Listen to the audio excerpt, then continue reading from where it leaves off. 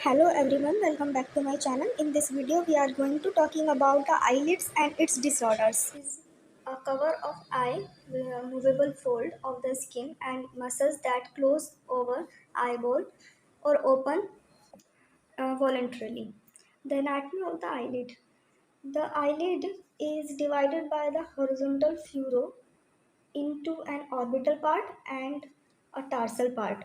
When the eyelid is open, the upper lid covers about 1 by 6 of the cornea and the lower lid covers just touch the limbus. The two lid meet each other at the medial and the lateral angle.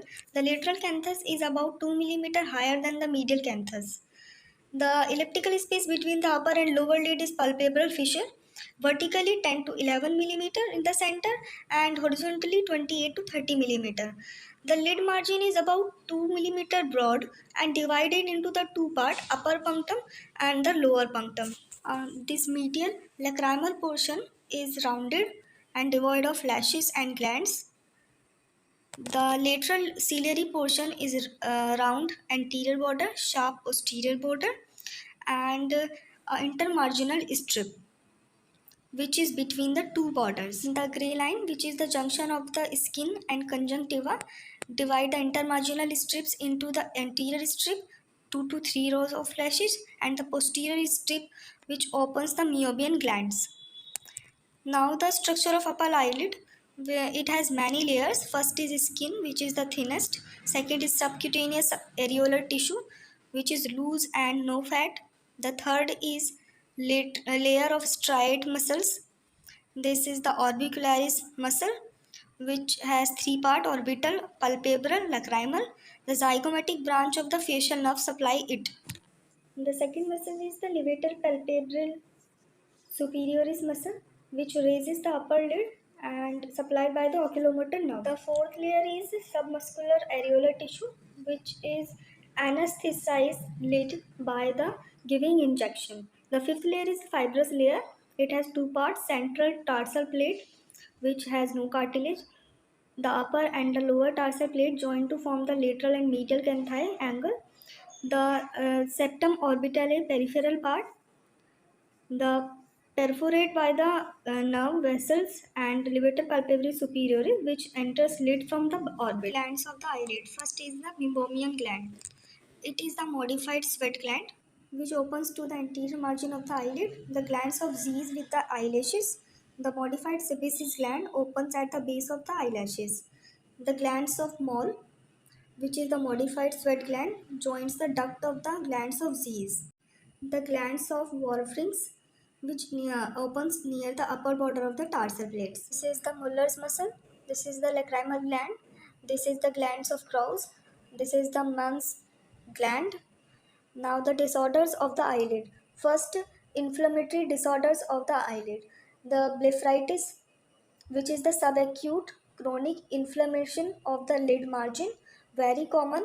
It may be bacterial blepharitis, squamous blepharitis, mixed staphylococcus with the seborrheic blepharitis, the posterior blepharitis, and the parasitic blepharitis. Now the clinical features are irritation, itching, mild lacrimation, photophobia, red thick lid margin, conjunctivitis, fall lashes easily.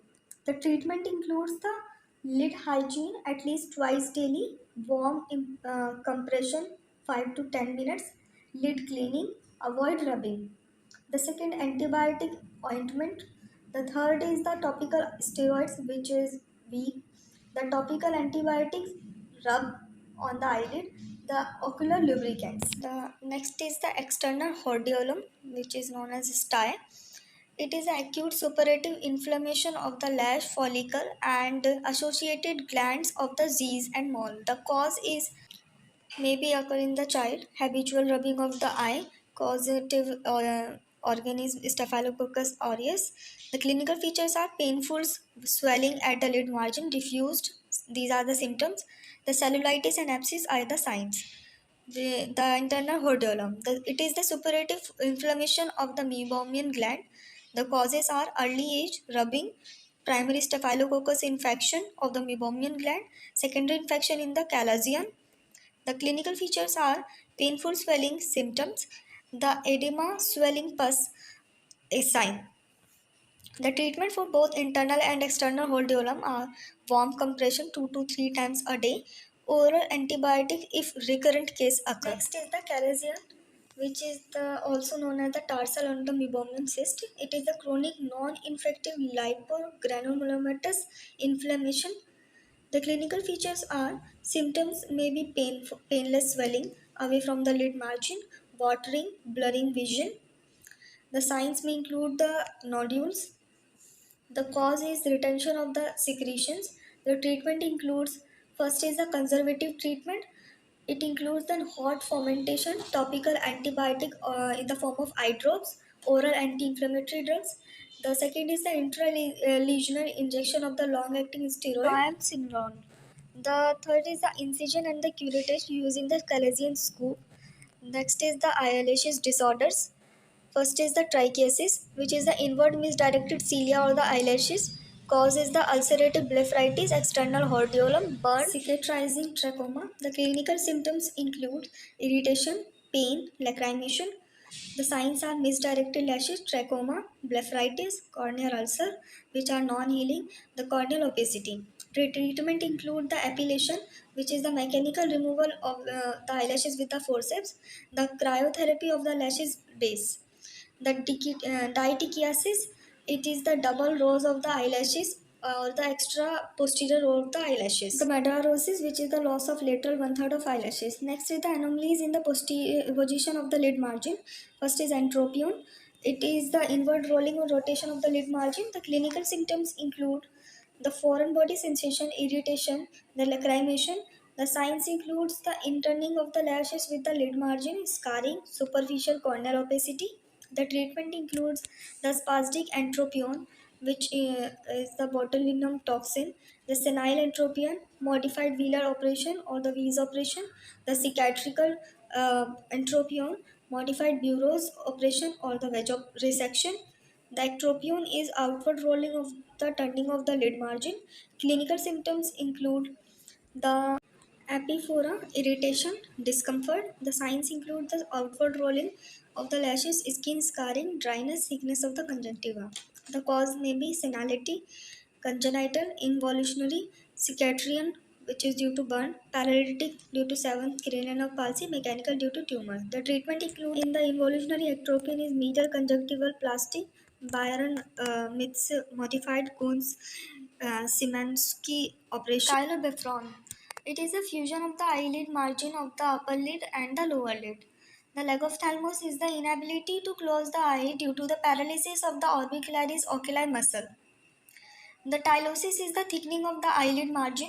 The ptosis is the abnormal drooping of the upper eyelid, which may be due to the congenital maldevelopment of the levator palpebrae superioris muscle.